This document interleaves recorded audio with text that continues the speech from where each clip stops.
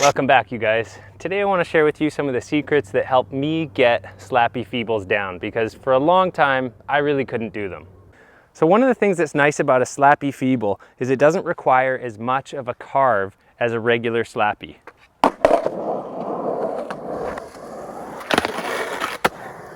So there's definitely still a bit of a carve, but I've never felt like I had to go more than 45 degrees to carve back into the Slappy.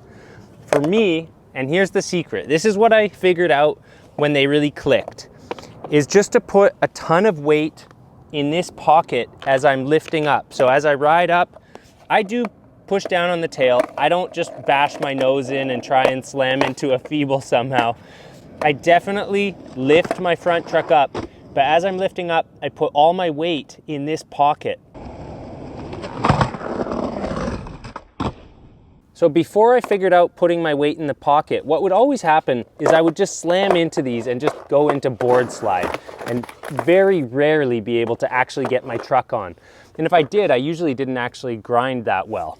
But what putting the pressure in this pocket does is it allows this wheel, as it clips the curb, to just kind of bounce over, and then you can get your truck on.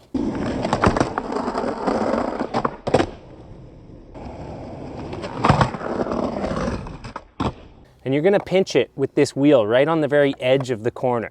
So again, putting that pressure helps it just go right into place, whereas when your pressure is flat, you'll just keep getting into a really lame board slide.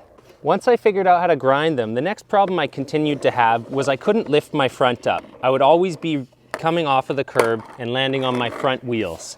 So, you know, even though I was stoked to actually be getting on grinding, I was kind of bummed that I was like slopping into the ground like that. So the next secret to Slappy Feebles that does not come intuitively to a 30-year street skater such as myself is to lean back way more.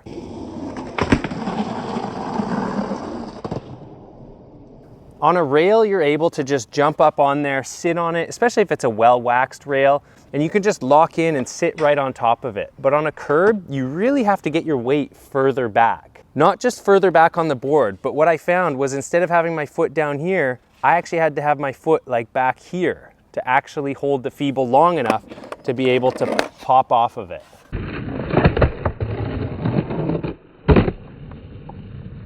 So being further back on your board and having your weight further back on the tail is what's going to help you lift those trucks up so you can actually kind of pop off your Feeble instead of slop off your Feeble.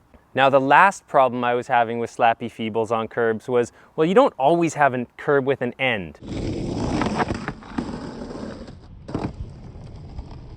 So I had to figure out how the heck do you get enough leverage to come off the middle of the curb. And this one took me a bit. And again, the same way that my experience skating flat bars was hampering me from being able to pop off the end, it was also stopping me from being able to pop off in the middle, because yet again, I actually had to figure out how to get even further back on my board and put more leverage on. And the secret for me was actually in the ride up. So not only did I first have to get further back on the tail, I also had to bring my front foot a bit further back. And I just had to keep inching back onto the tail till I could finally get the leverage. It's not as exaggerated as this, but my regular ride onto a Slappy would look something like this. And so slowly I've been inching my feet back and back. And the further back I have them, the easier it is to actually pop out of that Slappy Feeble. Now I'll be the first to admit I've far from mastered coming out in the middle on these, but I can now accomplish them, and quite consistently. Sometimes they look like I'm literally wall riding back down the curb. Sometimes I almost feels like I come to a stop before I pop out. And one of the reasons for that is you often get, as you kick down really hard on the tail, you often get pretty bad wheel bite, which slows you down a little bit. So my little groove under my wheel from wheel bite is deeper under this wheel than any other wheel on my board, just from trying to do all these exits on my Feebles in the middle of the curb. But with patience and persistence and a whole lot of effort, I have been able to start learning those, and I didn't think that I was going to want to because it was so difficult at first. But again, it just became about getting further and further and further back on my board until I could actually get the leverage, and my front foot wasn't holding the front of my board down anymore. And that's it, you guys. Those are the little things that were evading me.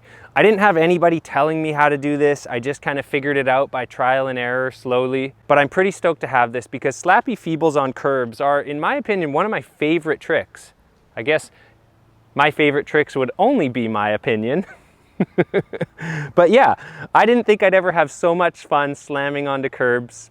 I'm not trying to turn this channel into a curb skating thing. I'm not trying to follow trends. I'm about 5 years late for the curb trend anyways.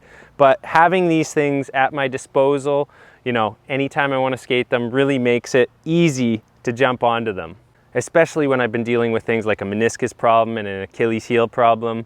But you know what? They're all getting better. And I'm finding that the more I stay skating on my back foot these days, my Achilles is starting to get better. My knee has gotten way better since September, so it's all good news. I want to say thanks for watching. I hope you guys are doing really well. I do definitely hope this video helps you get some awesome Slappy Feebles, and yeah, get to it. Till the next one.